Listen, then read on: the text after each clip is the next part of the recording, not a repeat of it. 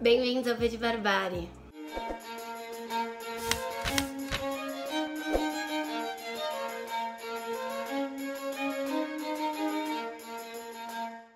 Bom, pessoal, hoje eu tô aqui então pra falar do lançamento da Companhia das Letras, O Clube dos Jardineiros de Fumaça, da Carol Ben-Simon. É o primeiro livro que eu leio da Carol, eu já queria ler antes Todos Nós Adorávamos Cowboys, mas esse aqui eu acabei ganhando, então eu passei na frente. E eu me surpreendi muito, porque é muito diferente de tudo o que eu esperava desse livro. O que eu sabia dele, basicamente, é que tem um brasileiro, o Arthur, professor de história, que deixa então o Brasil pra ir morar na Califórnia pra aprender a plantar maconha. Mas o livro ele é muito mais profundo que isso. A gente começa o livro sem saber muito do passado do Arthur, mas a gente vai aprendendo aos poucos e descobrindo por que ele saiu do Brasil, o que ele tá buscando fora do país. E por que é tão importante para ele estudar como a maconha foi legalizada, como funcionaram as coisas para que se chegasse àquele estado de direito, né? Direito de plantar maconha, né? E também é interessante porque a gente não imagina que a Califórnia tenha certos problemas com drogas que eles têm, porque nem todas as fazendas que plantam maconha são regulamentadas. Ainda existem lugares que tem que ser tirada a maconha, que existe um descumprimento da lei, porque tá plantando mais do que consumo próprio, mas ainda não tem regulamentação para vender maconha. Então é bem complicado e coisas que a gente acabou não imaginando, né? A gente pensa, legalizou lá, descriminalizou a produção, tá tudo certo, não vai ter mais nenhum crime, quando na verdade tem, né? E aí ele passa por vários aspectos, assim, esse Arthur ele vai trabalhar então ali sendo um trimmer, né? Que é o cara que poda a maconha para venda, né? Os camarões de maconha, como eles chamam no livro. E é bem interessante porque ele tá estudando, né? Ele é historiador, então ele vai atrás disso. E aí a Carol Ben-Simon intercala a história do Arthur com capítulos explicativos dessa história. Então tem uns capítulos que ela mostra o primeiro homem que decidiu combater dentro da polícia o uso de drogas. E aí ela faz, por exemplo, ela conta a história desse cara e ela mostra então a criação de uma instituição que parece uma antecessora da DEA, né, da Narcóticos dos Estados Unidos.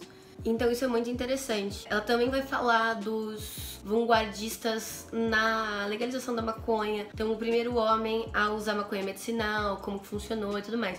Ela troca os nomes, ela ficcionaliza, né, no livro, mas ao final existe uma nota em que a Carol Ben-Simon fala então da pesquisa dela, comenta os nomes e as fontes que ela usou para fazer a pesquisa desse livro. E é bem interessante porque a Carol Ben-Simon vai colocar duas outras personagens aqui, que são a Tâmara e a Silvia. A Tâmara, então, é uma mulher que fazia parte de um relacionamento poliamoroso. E eu achei uma coisa muito interessante que ela fala sobre o poliamor que eu nunca tinha pensado, né? E é muito interessante de ver por esse ponto de vista. Ela diz assim, ela acabou de contar sobre como ela terminou o relacionamento poliamoroso dela. E aí ela diz assim, todo mundo pensa isso, Arthur, tudo bem. As pessoas ficam muito surpresas quando ouvem sobre o início e nada surpresas quando eu falo do fim. Ficam até meio aliviadas, sabe? Às vezes não conseguem disfarçar. Mas você pode culpar o poliamor mesmo? Quase ninguém vai levantar o dedo para acusar a monogamia quando um casal resolve se separar. As pessoas vão argumentar que os temperamentos eram inconciliáveis, que os planos foram em direções opostas, que ele começou a beber, que ela queria filhos e ele não queria de jeito nenhum. Nunca vão pensar, monogamia? Você é um idiota por ter acreditado que uma coisa dessas ia dar certo. E é interessante porque é isso mesmo. Quando a gente fala que um casal monogâmico terminou, a reação, né, é de que as pessoas não combinavam e que alguma coisa estava errada naquilo. Quando na realidade, às vezes, ok, pode ser realmente que a monogamia não servisse para esse casal. Pode ser realmente que eles não se dessem bem, mas isso também é aplicável a um relacionamento poliamoroso, mas quando ele termina, a ideia necessária é a poliamor, mas isso não funciona. Então a gente vai acompanhar a questão do poliamor pela linha da Tâmara, e é muito legal porque ela tá ali num embate consigo mesma. E é muito interessante como ela vai dizer que ela precisa se encontrar e que ela saiu desse relacionamento para se encontrar. E ela se encontra. Isso é muito bacana. Eu acho, pelo menos, que ela se encontra, né?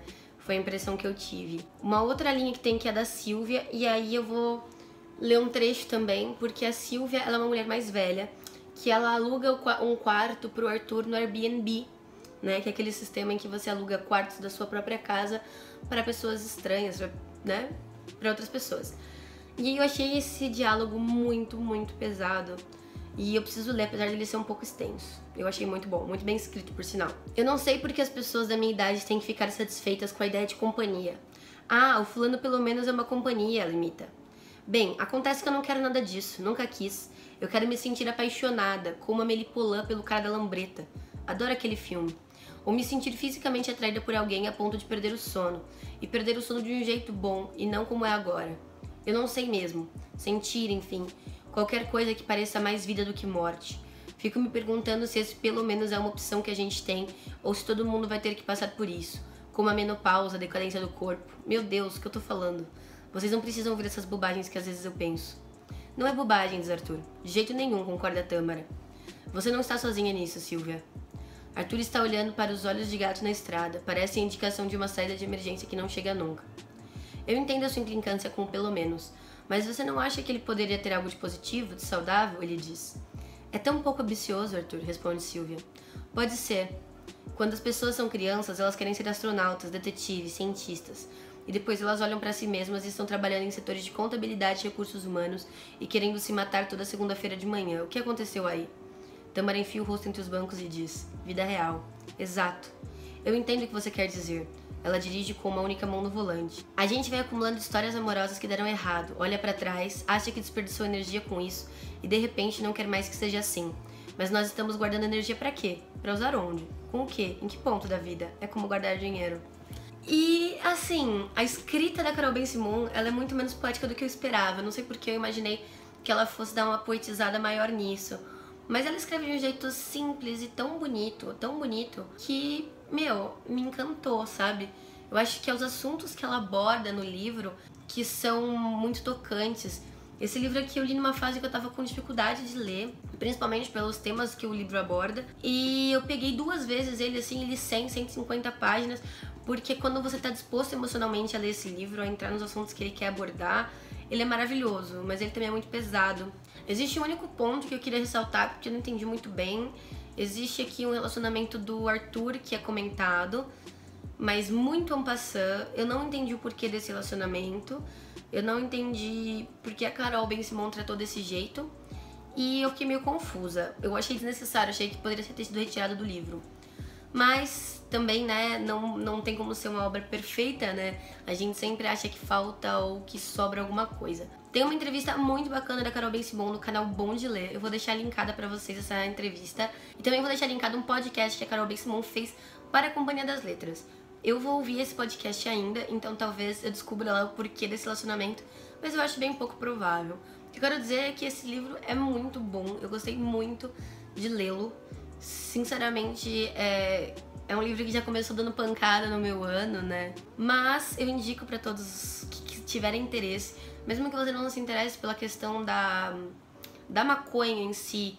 O livro é muito interessante pelo enredo que ele traz, a abordagem que ele fala das pessoas. Ele fala muito do Dusk, que é um hippie que aparece desde o comecinho do livro, né? E é muito interessante porque comentam, né, que o Dusk ele não poderia fazer algo errado, porque espera-se que alguém que foi hippie no passado tenha uma moral superior aos outros. Mas ele não tem obrigação nenhuma de ser moralmente superior aos outros, pelo contrário, ele é uma pessoa comum, sabe? Então é um livro bem bacana, traz várias reflexões. E dá pra ver o trabalho de pesquisa da Carol Ben-Simon por trás desse livro, que foi maravilhoso. Bom, pessoal, é isso. Se vocês puderem dar uma avaliada no vídeo, dar seus likes e dislikes pra ajudar no feedback que eu recebo do conteúdo produzido aqui no canal, agradeço bastante. E dê umas olhadinhas nos outros vídeos do canal. Um beijo e até a próxima.